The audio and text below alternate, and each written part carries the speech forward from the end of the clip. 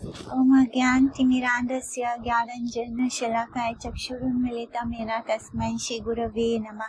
वाञ्छाकल्पतरुभ्यश्च कृपा सिन्धुभ्येव च पतितानां पावनेभ्यो वैष्णवेभ्यो नमो नमः।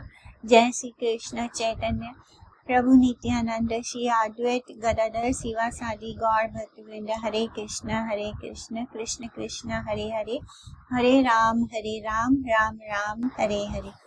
तो स्टार्ट करेंगे कल जहाँ पे स्टॉप किए थे, chapter Madhya Khand chapter 5 and shloka number verse 133। तो हम लोग आज फिर से श्लोका पढ़ लेते हैं दोबारा से वही वाला।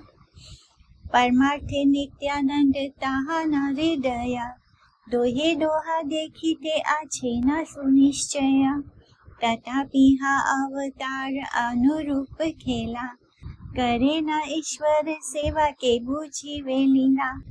तो परमार्थ के विचार से यद्यपि नित्यानंद प्रभु जो है वो सदा ही महाप्रभु के हृदय में विद्यमान रहते हैं और निश्चित रूप से दोनों एक दूसरे को देख भी रहे हैं, फिर भी वे अवतार के अनुरूप क्रीड़ा करते हैं। यानी जैसे अभी वो नित्यानंद प्रभु और चैतन्य महाप्रभु जिस रूप में उनका अवतार है, उस रूप में वो एक दूसरे के साथ आदान प्रदान करते हैं अपने भावों को।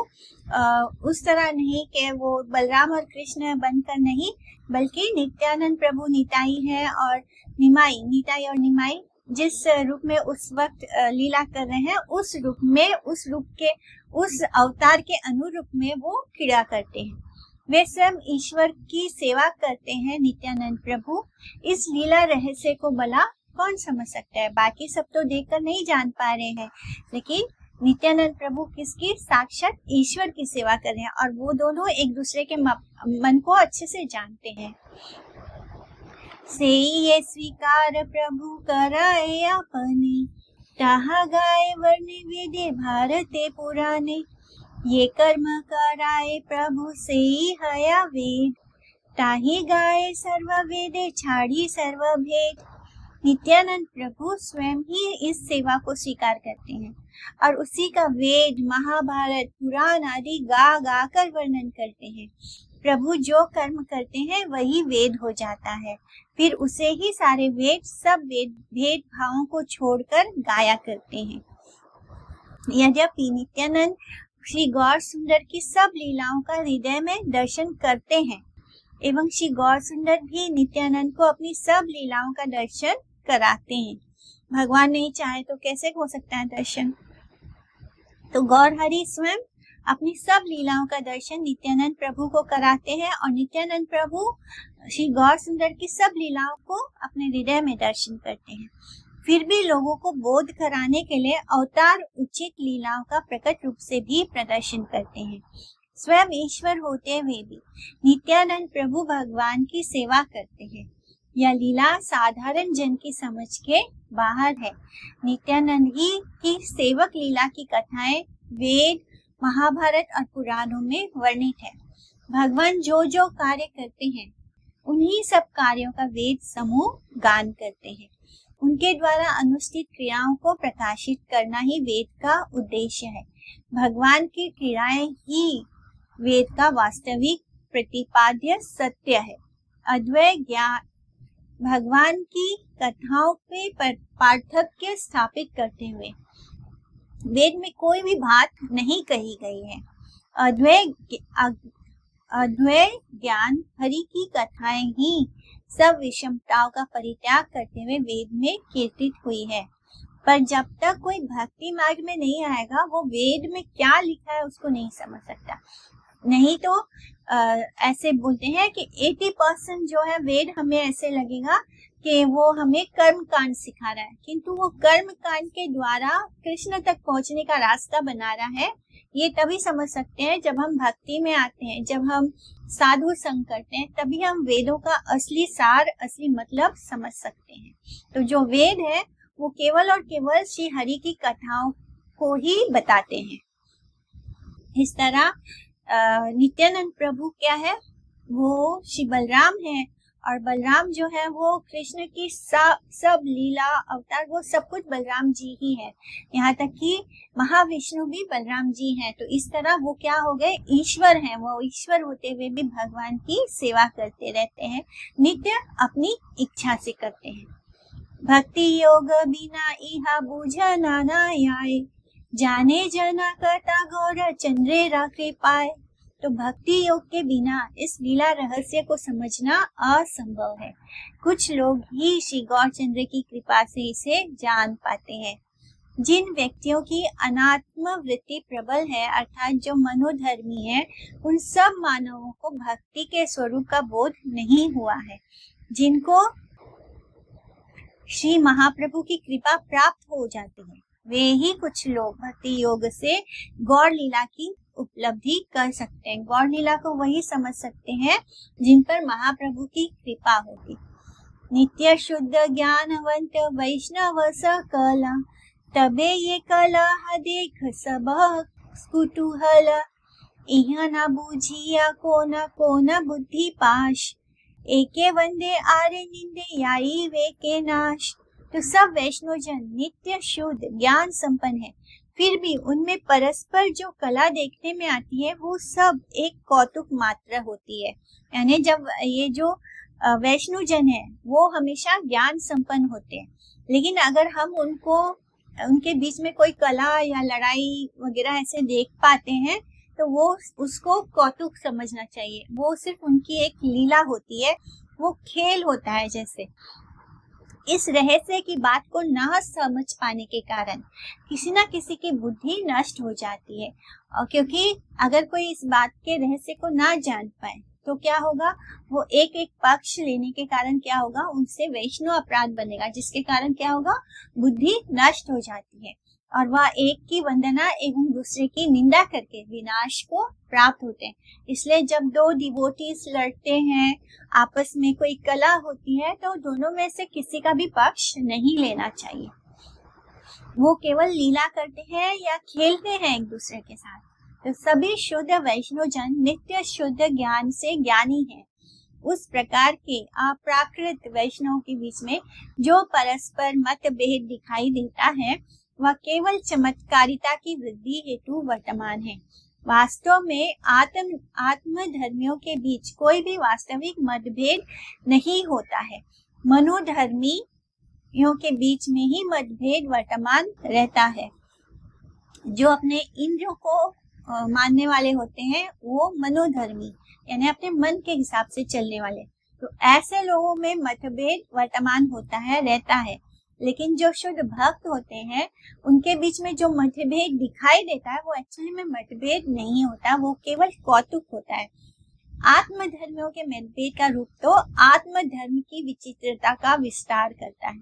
उसमें जड़ीय भोग यानी मटेरियल भोग और त्याग की या मिथ्या भक्ति का कोलाहल नहीं होता, दिखावा नहीं होता, कोई कोलाहल नहीं होता, यानी वो मटेरियल लेवल पर नहीं होता, वो उनका अपना एक आत्मधर्म को स्थापित करने के लिए होता है। जो लोग इस बात को बिना समझे एक वैष्णव में नित्य शुद्ध ज्ञान है और दूसरे वैष्णव में वह नहीं है ऐसा विचार करते हैं तो उनकी बुद्धि भ्रष्ट हो गई है, ऐसा जानना चाहिए।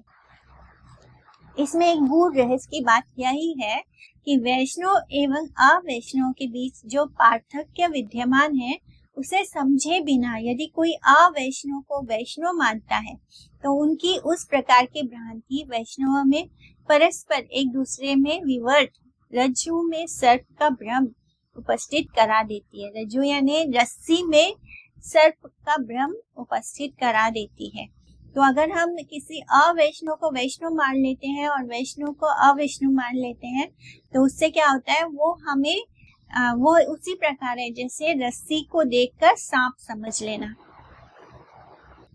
अभर्य चित्वा प्रतिमासु विष्णु निंदन जने सर्वगतम तमेवा अभ्यर्च्य पादो हि द्विजस्य मूर्धिग्न प्राहृत्य वाग्यो नरकम प्रयाति। प्रतिमासु विष्णु संपूज्य जने सर्वगतम तम एवं विष्णु निंदम ही द्विजस्य पादो पदयुं विप्रस्य,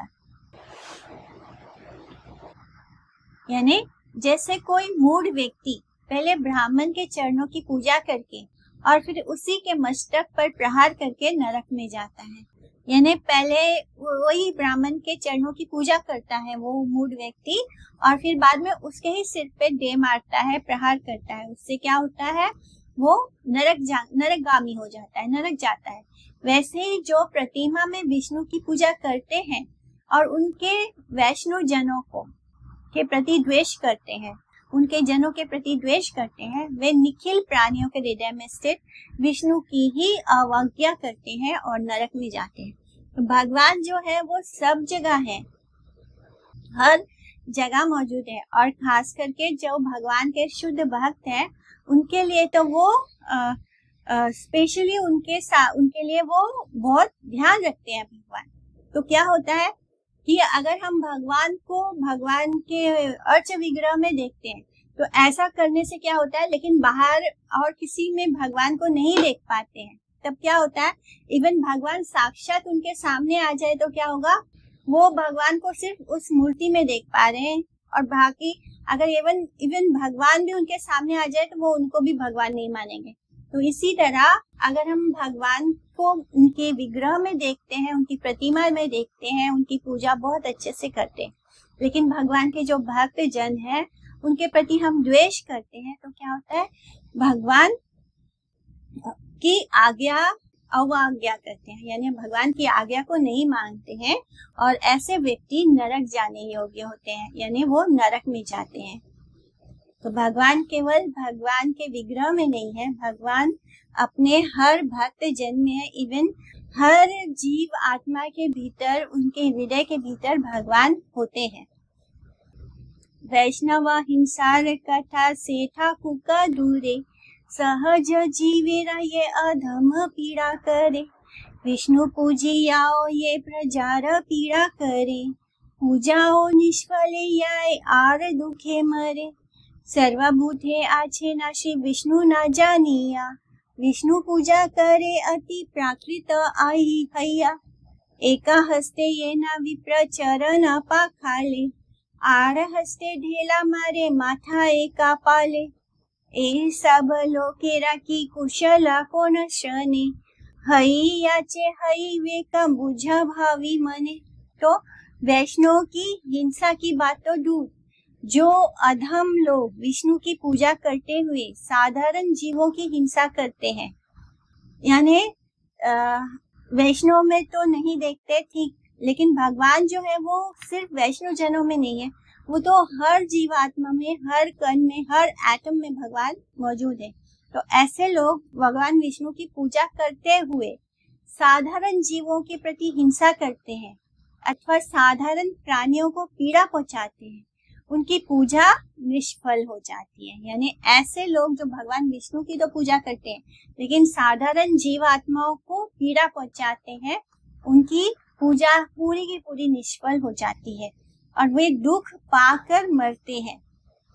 ऐसे लोग श्री विष्णु सर्वभूत में निवास करते हैं, इसे ना जानकर अति प्राकृत मटेरियल मूड होकर विष्णु की पूजा करते हैं। यानी ऐसे लोगों को क्या बोला जाए कि वो ये नहीं मानते कि वे भगवान जो है हर जगह सब जीवात्मा में निवास करते हैं, इस बात को वो नहीं स्वीकार करते।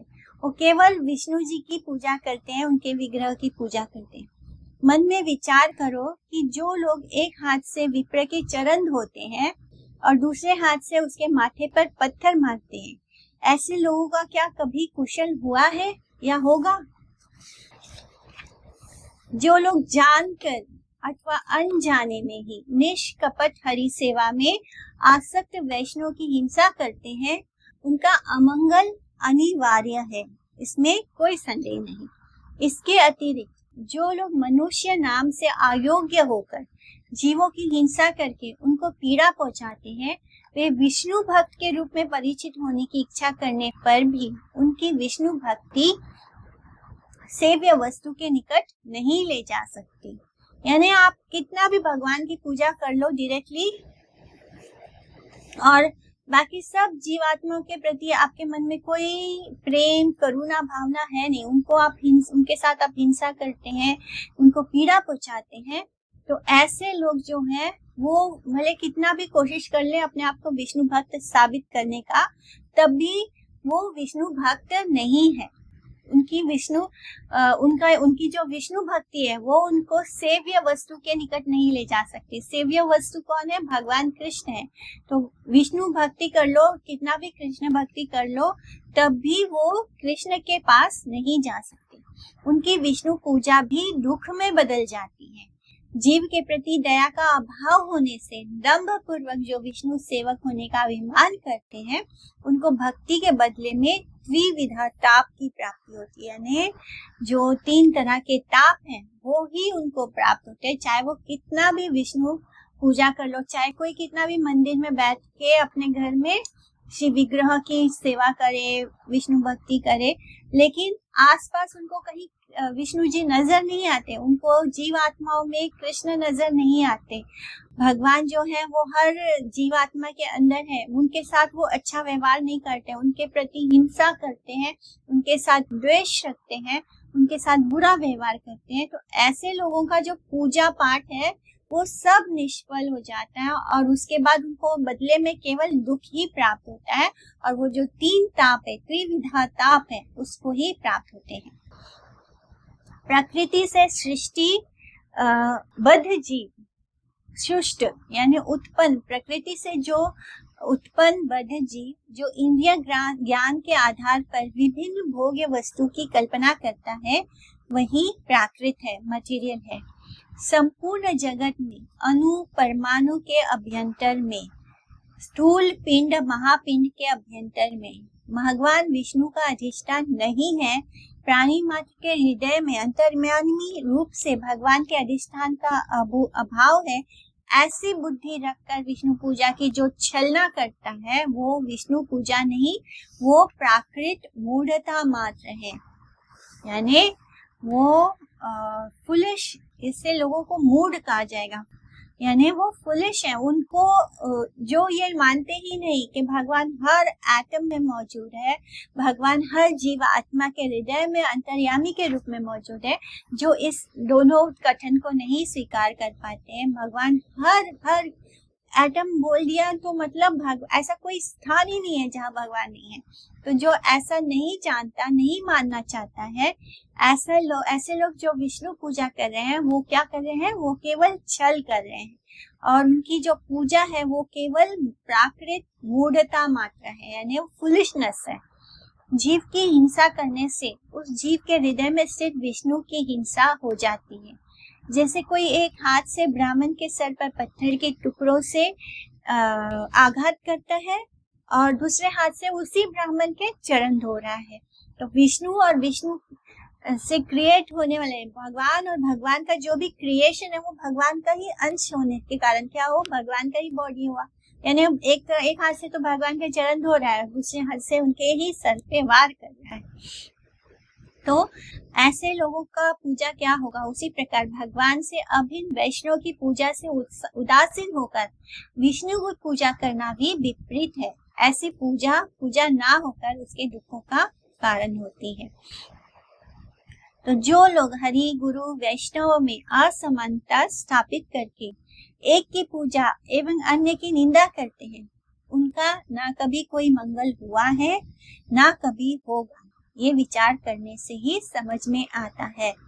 तो जैसे शुरू में बहुत सारे लोग भक्ति में आते हैं, तब वो भगवान को तो इम्पोर्टेंस देते हैं, लेकिन जो इंसान उनको बता रहा है, रास्ता दिखा रहा है भक्ति में आने के लिए, उसको ही निंदा करते हैं, उसको इंसल्ट करने जैसा करते हैं। तो ये क्या हो गया कि आप एक हाथ से तो भगवान के चरण धो रहे हैं, दूसरे हाथ से उनके जो भक्त हैं उनको ही माथा फोड़ रहे हैं। यानी आपका ऐसे करने से क्या होगा? ऐसे लोगों का पूजा तो कभी सफल नहीं होगा, और वो कभी भक्ति में भी आगे बढ़ना तो दूर की बात है, वो अपने लिए नरक का दरवाजा ओपन करते हैं।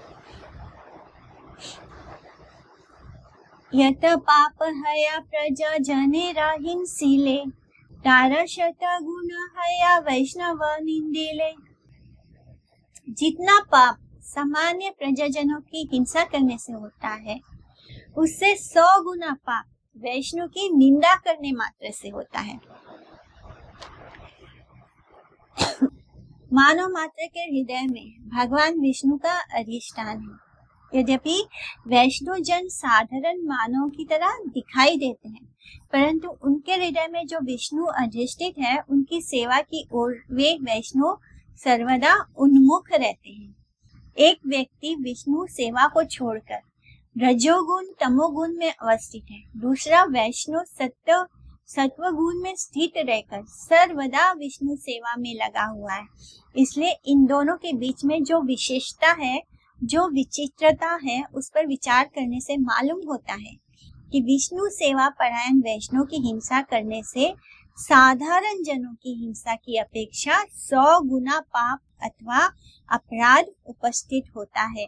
यानी ऐसे जो लोग भागते नहीं हैं, उन ऐसे लोगों के प्रति जब हम हिंसा करते हैं और उसी कंपैरिजन में अगर हम किसी एक वैष्णव की हिंसा करते हैं, उसका अपमान करते हैं, तो क्या होता है कि वो जो साधारण व्यक्ति के प्रति जब हम हिंसा करते हैं तो उसको जो 100 टाइम्स मल्टीप्लाई कर दो तो उतना 100 गुना पाप हमें लगता है जब हम किसी वैष्णव की निंदा करते हैं या उसके प्रति हिंसा करते हैं।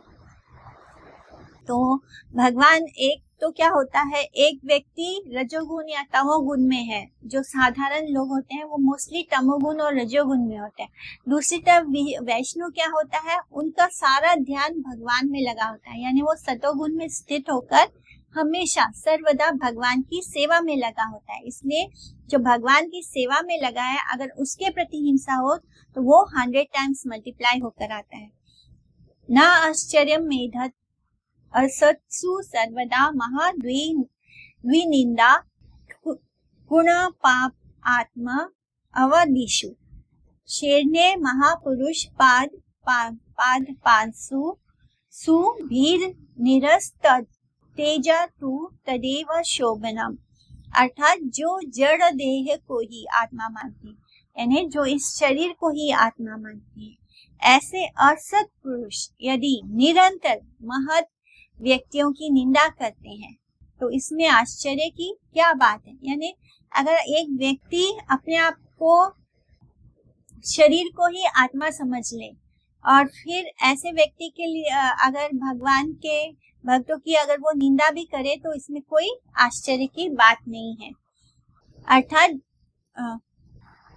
यद्यपि महापुरुष अपनी निंदा को सहन कर लेते हैं, तथापि उनकी पद रेणु समूह उस निंदा को सहन नहीं कर पाती और वह निंदक को तेज नष्ट कर देती है।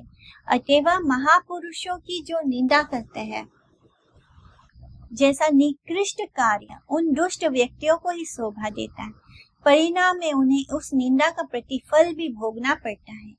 यो ही भागवतम लोकम उपहासम नरपोत्तम करोति तस्य नश्यन्ति अर्थ धर्म यश सुता निंदाम कुर्वन्ति ये मूढ़ाम वैष्णवानां महात्मनां पतन्ति पितृभिः सार्ध्यं महारौर व संगीते। महारौर यानी नरक। हन्ति निंदन्ति वै द्वेष्टि वैष्णवानां भिनन्दन्ति क्रुध्यते याति नो हर्षा दर्शने पतनानि शता पूर्वं कृत्वा तु सम्मानं वा आज्ञां कुरुते तु या वैष्णवानां महीपाल सान्वयो याति संशयम्। तो ये पूरा वैष्णव निंदा करने पर क्या होता है, हमारा जो व्यक्ति वैष्णव निंदा करता है तो उसका तो पूरा अर्थ धर्म यश सुता सब उसका नाश हो जाता है, उसको महारौर नरक प्राप्त होता है। इस तरह अलग अलग शास्त्रों में बताया गया है कि जन्म प्रवृत्ति यत् किंचित सुकृतम सम उपार्जितम नाशम याति तथा सर्वम। यानी एक जन्म में जो मनुष्य सुकृति अर्जित करता है वो सब एक क्षण में एक वैष्णव का अपराध, वैष्णव महात्मा के प्रति अपराध करने से, उनका अपमान, उनकी निंदा, उन पर अत्याचार या उन पर हिंसा करने से समाप्त होता है। ये सब वैष्णव अपराध की श्रेणी में आता है कि अगर हम किसी वैष्णव की निंदा करते हैं, उनको देखकर उनका सम्मान नहीं करते, उनके प्रति अपराध करते हैं, यानी उनके प्रति हिंसा करते हैं, उनको मारते हैं, उनके प्रति द्वेष रखते हैं, ये सब वैष्णव अपराध होता है। ये सब करने से क्या होता है, हमारा ही नुकसान होता है। हमने जो सुकृति अर्जित की है वो एक क्षण में खत्म हो जाता है। ये निंदते ऋषिकेशम तद भक्तम पुण्य रूपिणम सत जन्मार्जितम पुण्यम तेषाम नश्यन्ति निश्चितम ते पतन्ति महाघोरे कुंभी पाके भयानके, यानी कुंभी पाक नरक भोगना पड़ता है। भक्षिताम कीट संगेना यावत चंद्र दिवा करो तस्य दर्शन मात्रेना पुण्यम नाश्यति निश्चितम, यानी ऐसा व्यक्ति जो वैष्णव अपराधी हो उसका दर्शन करने से भी हमारा पुण्य नष्ट हो जाता है। यानी अगर किसी ने कोई वैष्णव अपराध करता है, अगर हम किसी ऐसे व्यक्ति के दर्शन कर ले तो उसके दर्शन करने से भी हमारा पुण्य नष्ट हो जाएगा। गंगम स्नात्वा रविम दृष्ट्वा तदा विद्वान विशुद्ध्यति, तो ऐसे लोगों को देखने के बाद पुण्य नष्ट होता है, इसलिए तुरंत गंगा स्नान करना चाहिए। तो कितना बड़ा अपराध होता है वैष्णव अपराध। श्रद्धा करी मूर्ति पूजे भक्त ना आदरे, मूर्ख नीच पति तेरा दया नहीं करे, एका अवतार भजे ना भजाए आर, कृष्ण रघुनाथे करे भेद व्यवहार, बलराम शिव प्रति प्रीति नाही करे, भक्ता धाम शास्त्र कहे ए सब जाना रे। तो जो मूर्ति की पूजा कर तो श्रद्धे से करते हैं, यानी घर में मूर्ति में भगवान को देख पा रहे हैं, किंतु भक्त का आदर नहीं करते, जो मूर्खों, नीचों और पतितियों पर दया नहीं करते, जो एक अवतार को तो भजते हैं किंतु दूसरे अवतार को नहीं भजते, जो कृष्ण और श्री राम के प्रति भेद का व्यवहार करते हैं, जो बलराम एवं शिव जी को भक्ति का भाव नहीं रखते, ऐसे सब लोगों को शास्त्र में भक्त अधम कहा गया है। तो ऐसे लोगों को भक्त अधम कहते हैं जो भगवान में ही भेद हो रहा है, यानी जो कृष्ण और राम में भेद कर लेते हैं। कभी कभी बहुत सारे लोग ऐसे मिल जाएंगे जो हमारे से आर्ग्यूमेंट करने में लग जाते हैं, राम जी और कृष्ण को ही अलग कर देते हैं कि ये राम अवतार ऐसा है और कृष्ण ऐसा है। तो ये क्या हुआ, राम और कृष्ण में ही भेद हो गया। बलराम जी और शिव जी की भक्ति की महिमा को जो नहीं एक भाव में देख पाते हैं, शिव जी भी संकर्षण का ही स्वरूप है। तो बलराम और शिव में भेद करना, राम और कृष्ण में भेद करते हैं। ऐसे लोग जो मूर्ख और नीच और पतित लोगों पर दया नहीं करते, तो ऐसे सभी लोगों को भक्त अधम कहा गया है। जो श्रद्धापूर्वक भगवान की पूजा तो करते हैं किंतु उन भक्तों का पूजन नहीं करते जो भगवान के विच्छेद रहित संबंधी सेवक होते हैं, अथवा जो बलिश भागवत मूर्ख पूजा रहित नीच व्यक्तियों को सदुपदेश देकर एवं भागवत विरोधी पाखंडी आदि व्यक्तियों का कुसंग छोड़कर उन पर दया नहीं करते, उनको शास्त्र में भक्ति वर्जित अधम कहकर वर्णित किया गया है। वे यदि श्री राम सीता के उपासकों की निंदा करते हैं तो उनको भी भक्त श्रेणी से दूर करके अधम शब्द से अभिहित किया जाएगा। यदि जो राम के उपासक हैं वे यदि कृष्ण भक्तों की हिंसा करते हैं, अथवा जो कृष्ण भक्त ब्रुव हैं वे यदि श्री राम सीता की उपासकों की निंदा करते हैं तो उनको भी भक्त की श्रेणी में न रखा जाएगा और उनको भी अधम शब्द से अभिहित किया जाएगा। विष्णु विभिन्न नित्य मूर्तियों में असंख्य वैकुंठों में वास करते हैं। विष्णु के उन अधिष्ठानों में या भक्तों के अधिष्ठानों में जिनकी प्रीति नहीं है उन्हें अधम कहते हैं। बलदेव, लक्ष्मी, गरुड़, वायु, रुद्र आदि भागवत सेवकों की जो निंदा करते हैं उनकी विष्णु पूजा सिद्ध नहीं होती। भगवान के जो देवी देवता हैं वो सब भी भगवान का क्या है, भगवान के सेवक हैं, भगवान की सेवा के लिए है।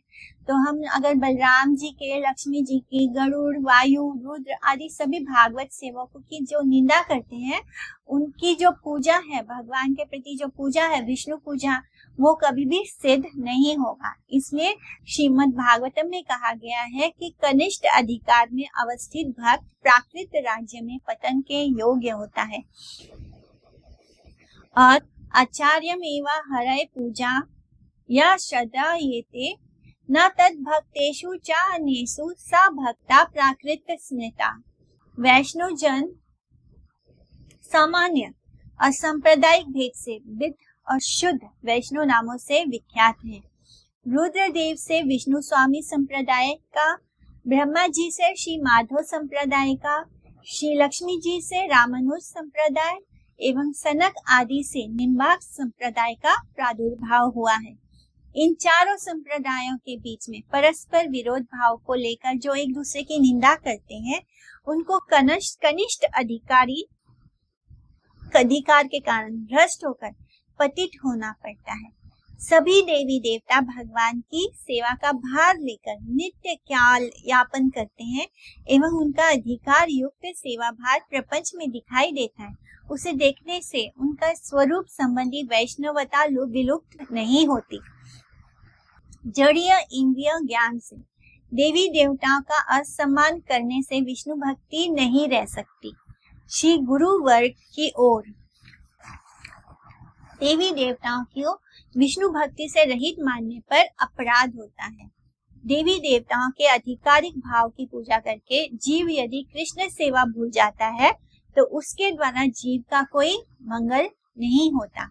यानी क्या होता है, नॉर्मली क्या होता है, हम देवी देवताओं का सम्मान करते हैं और कृष्ण को किसी कैटेगरी में रखते ही नहीं। कृष्ण को तो कुछ लोग भगवान भी नहीं जानते कि वो भगवान है, तो वो भी गलत है। हमें क्या देखना है, देवी देवताओं को हमें भगवान की भक्त के रूप में देखना है। उनको भगवान नहीं मानना है, लेकिन उनका अपमान नहीं करना है। वो भगवान के सेवक हैं, उनके दास से उनकी सेवा कर रहे हैं।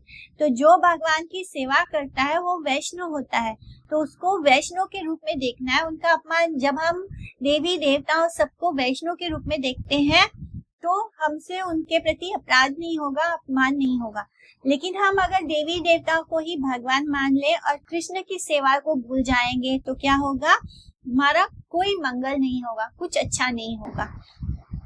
इसलिए ही ठाकुर नरोत्तम कहते हैं, ऋषिकेशा गोविंद सेवा ना पूजीवा देवी देवा यही था अनन्य भक्ति का था। भागवत सेवा में अनन्यता देवी देवताओं की निंदा नहीं है। सभी देवी देवता भगवान के आश्रित हैं, इसलिए भागवत सेवा निष्ठ होने से ही सब देवी देवताओं की पूजा हो जाती है। किसी एक देवी देवता की पूजा करने से दूसरे देवी देवता असंतुष्ट होते हैं, किंतु भगवान कृष्ण की पूजा करने से उनके अधीन रहने वाले सब की पूजा हो जाती है। साधारण जीव की निंदा की अपेक्षा वैष्णव की निंदा 100 गुना पाप की वृद्धि करती है। इसलिए इस प्रकार के कार्य में कोई भी बुद्धिमान व्यक्ति अग्रसर नहीं होता है। तो ये नहीं सोचना चाहिए कि हमें अब वैष्णव का तो निंदा नहीं कर सकते क्योंकि 100 गुना पाप लगता है, तो हम साधारण लोगों जो भक्त नहीं है उनकी निंदा कर सकते हैं, वो भी गलत है। तो उससे भी पाप चढ़ता है, तो निंदा करना ही गलत है। निंदा करने की जो आदत है लोगों की, चुगली करना, उनकी बुराई करना, निंदा करना, इसको त्याग देना चाहिए, क्योंकि वो आदत ऐसे बन जाएगी कि आपसे कब किसी वैष्णव के प्रति अपराध हो जाए आपको पता भी नहीं चलेगा, और फिर जो इतना सालों से हमने सुकृति अर्जित किया है उसको एक क्षण लगेगा खत्म होने में। आचार्यमेव हरय पूजाम या श्रद्धा ये हते न तद भक्तेषु चा अन्येषु सा भक्ता प्राकृत स्मृता। प्रसंगे कहिला भक्ता धमेर लक्षणे पूर्ण हैला नित्यानंद सदभुजा दर्शने। तो जो श्री गुरुदेव के समक्ष आत्मसमर्पण पूर्वक दीक्षित होकर मिश्र भक्त्या अभ्यास के साथ पंचरात्रिक विधान से श्री विष्णु की अर्च मूर्ति की पूजा करते हैं तथा भक्ता तारतम्य ज्ञान के अभाव के कारण हरिजनों की पूजा नहीं करते परंतु हरि विमुखों के संग का त्याग करते हैं, वे भक्त प्राकृत कनिष्ठ या वैष्णव प्राय नाम से पुकारे जाते हैं। वे शुद्ध भक्त नहीं होते हैं, यानी वो गलत लोगों का संग, जो भगवान के भक्त नहीं है वो ऐसे लोगों का संग त्याग कर देते हैं। लेकिन ऐसे लोग केवल भगवान के श्री अर्च मूर्ति में ही भगवान के दर्शन करते हैं, पूजा करते हैं, पर उनके भक्तों की पूजा नहीं करते। तो ऐसे लोगों को क्या बोला जाएगा, यानी वो गलत लोगों का तो त्याग कर देते हैं, वो जो भक्त नहीं है उनको उनसे दूर रहते। तो ऐसे लोगों को कनिष्ठ भक्त कह सकते हैं, या प्राकृत या मटेरियल भक्त कह सकते हैं, और या वैष्णव प्राय कह सकते हैं, लेकिन वे शुद्ध भक्त की कैटेगरी में नहीं आते हैं। तो जो नियोफाइट स्टेज में होते हैं, जो शुरू में नए भक्ति में आते हैं, तो उनको मंदिर जाना बहुत अच्छा लगता है, मंदिर में भगवान के दर्शन करना बहुत अच्छा लगता है, लेकिन उनके मन में अभी सबके प्रति दया और करुणा नहीं आती है। उन्हें मंदिर में केवल अर्च विग्रह में ही भगवान के दर्शन होते हैं, बाकी सब में वो प्रभु को नहीं देख पाते हैं। तो ऐसे लोगों को कनिष्ठ भक्त कह सकते हैं, या प्राकृत मटेरियल भक्त कह सकते हैं, या वैष्णव प्राय कह सकते हैं, लेकिन वे शुद्ध भक्त नहीं है। यहाँ प्रसंगवश अधम भक्त के लक्षण कहे गए हैं। सतभुजा दर्शन करके नित्यानंद परम आनंद को प्राप्त होते हैं। अधम भक्त का लक्षण है कि वो हरि पूजा की छलना से भक्त पूजा का त्याग करता है, दिखाता है ऐसे कि वो बड़ा भक्त है, लेकिन वो केवल अर्च विग्रह की पूजा में लगा रहता है, भगवान के भक्तों की पूजा का त्याग करता है। उसके फलस्वरूप विष्णु पूजा से उसकी सेवा निवृत्ति की संभावना है, यानी भगवान ऐसे व्यक्ति को त्याग देते हैं जो भगवान की तो पूजा करता है लेकिन भगवान के भक्तों का त्याग करता है, तो भगवान स्वयं ही उसको त्याग देते हैं। जो परिकर वैशिष्ट्य के साथ भगवान की पूजा करते हैं एवं भक्त पूजाओं की महिमा भगवान की पूजा से श्रेष्ठ समझते हैं, वे ही उन्नत भक्त हैं। ये माने जो भगवान के भक्त की पूजा को श्रेष्ठ मानते हैं, भगवान से भी ज्यादा श्रेष्ठ मानते हैं, वही श्रेष्ठ भक्त हैं, वही उन्नत भक्त हैं। मैंने समझ लो आप घर में पूजा कर रहे हैं, आप बहुत अच्छे ध्यान से पूजा कर रहे हैं अर्च विग्रह का, लेकिन वही दरवाजे पर आपके घर में कोई शुद्ध भक्त आ गया, तो आपको क्या करना चाहिए? आपको पूजा नहीं कंटिन्यू करनी चाहिए, आपको पूजा वही रोककर उस भक्त का आदर सम्मान करके उसको भीतर बुलाना चाहिए, यानी या फिर वो भक्त किस कार्य के लिए आया उसको पहले अटेंड करना चाहिए। यानी भगवान से पहले आपको भक्त का सम्मान करना है, भक्त को इम्पोर्टेंस देना है, तभी भगवान जो है उससे प्रसन्न होते हैं। और अगर हमने भगवान का बहुत अच्छा पूजा पाठ करते हैं लेकिन किसी वैष्णव का सम्मान नहीं करते, उनके प्रति हिंसा, उनके प्रति अपराध करते हैं, तो क्या होता है, भगवान स्वयं आपको अपनी भक्ति से मुक्त कर देंगे। यानी भगवान ने जो थोड़ी बहुत भक्ति दी है जिस कारण आप उनकी पूजा कर रहे हैं, वो भी आपसे छीन जाएगा। इस तरह उनके पतन की संभावना